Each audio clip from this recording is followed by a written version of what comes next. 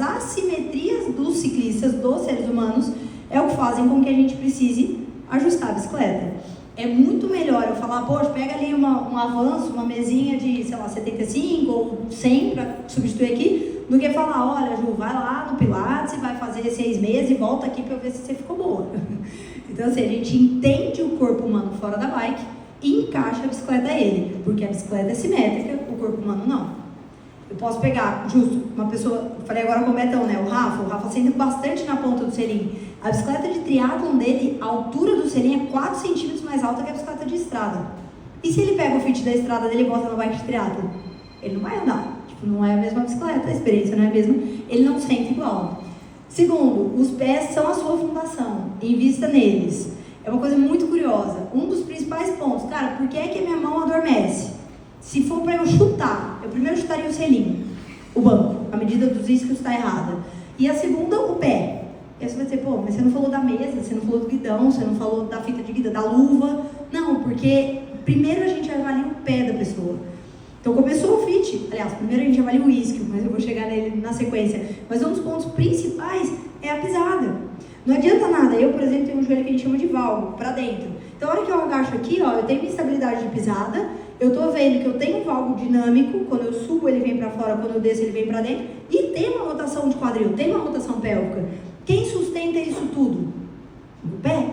Então o pé, a gente brinca na Ritu bastante, né? O pé é a fundação. Uma fundação mal feita, o Paulão aqui vai saber, de construtora melhor que eu. Uma fundação mal feita, você está confortável em morar no 3º andar? Não, melhor não tem. Então é a mesma coisa os pés. Então a gente alinha pé, joelho e quadril para conseguir fazer com que a sua mão não adormeça, com que o períneo não adormeça, com que você não urine sangue, com que o joelho não doa e etc. Então tudo começa no pé. Terceiro, todo mundo conhece essa expressão da música, por isso que eu ainda deixei ela, fiquei bem curiosa, the hips don't lie. Os quadris não mentem. Quando a gente sobe na bike, aí, quem nunca pedalou, quem já pedalou, é natural, no pelotão agora vocês vão começar a olhar isso, o quadril rotacionar. E o quadril pode rotacionar de assim, o quadril pode rotacionar de assim, o quadril pode rotacionar de assim. Enfim, o quadril ele não está tão estabilizado para sentar numa bicicleta. Quando a gente senta no banco ou na cadeira, cara, você tem todo o bumbum sentando. Na bicicleta você tem o isquio, essa região isquiática aqui, essa região dos ossos do quadril sentando. O que acontece? Se a gente não avalia o corpo de uma maneira correta, na bicicleta um sintoma pode aparecer uma rotação pélvica, seja aqui ou seja aqui. Esse sintoma pode ser uma diferença de tamanho entre pernas tibial, pode ser uma diferença de tamanho entre pernas femoral, pode ser só uma rotação pélvica. Só que aí se eu só te subo na bike, tiro as medidas estáticas, um bike fit estático e vou botar você para pedalar, cara, você tem o quê? Rotação pélvica. Porque o que aparece na bike, rotação pélvica. Só que a gente não sabe o que está por trás disso. E aí quem vem para ajudar na fundação? Os pés. Então no fit a gente tem uma avaliação, quem fez sabe, a gente tem uma avaliação de diferença de tamanho entre pernas. Então a gente consegue entender se você tem uma diferença tibial, femoral ou uma rotação pélvica, para daí sim fazer as correções na bike.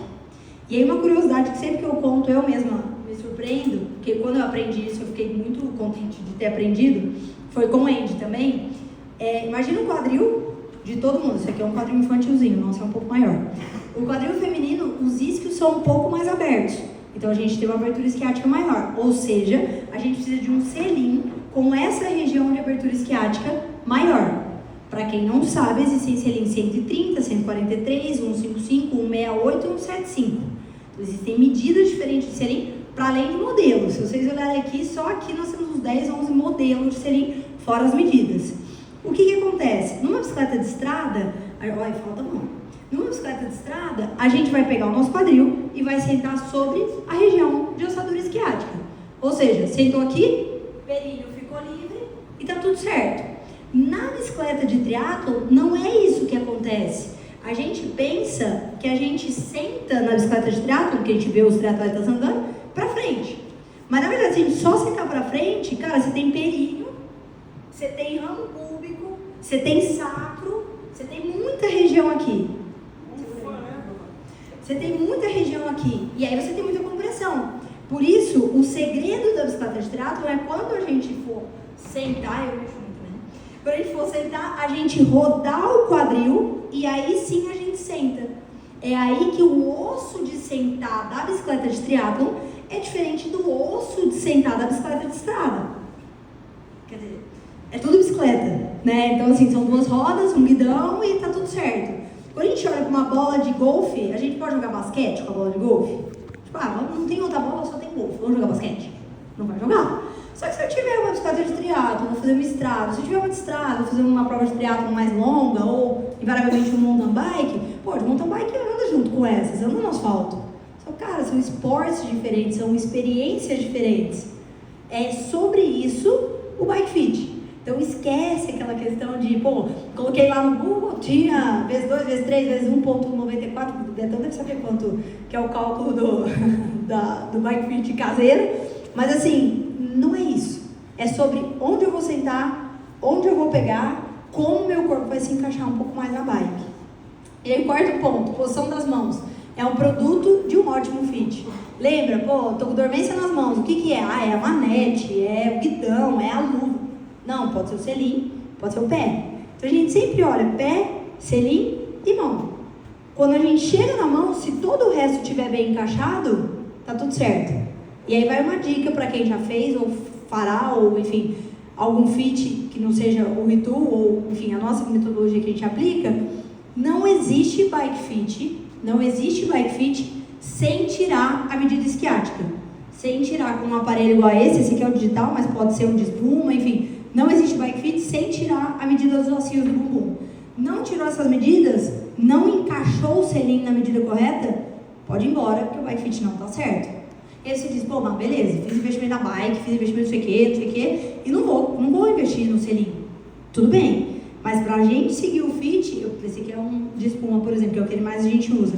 Pra gente seguir com o fit, a gente precisa estar com os riscos bem encaixados. O que a gente faz no fit? Sugere um selim, explica o encaixe, faz o encaixe, segue o fit, e pode acontecer, cada um tem a sua questão financeira. Pode acontecer chegar no fim do fit, beleza. Você curtiu? Nossa, eu curti muito. Tá no seu momento? Não, não tá no meu momento de trocar o selim. Então, beleza. Então, volta pra trás e a gente faz segue de outra maneira. Mas, assim, coloca o selim fora da medida, mais próximo da medida ideal. Mas se o selim não estiver bem encaixado, o pé não estiver bem encaixado, esquece a mão, esquece o quadril, esquece todo o resto. Eu trouxe também pra gente, e aí, bem, cheque o bike fit anualmente ou sempre que alguma coisa no triângulo mudar. Esquece esse negócio de, eu já tenho bike fit de 10 anos atrás.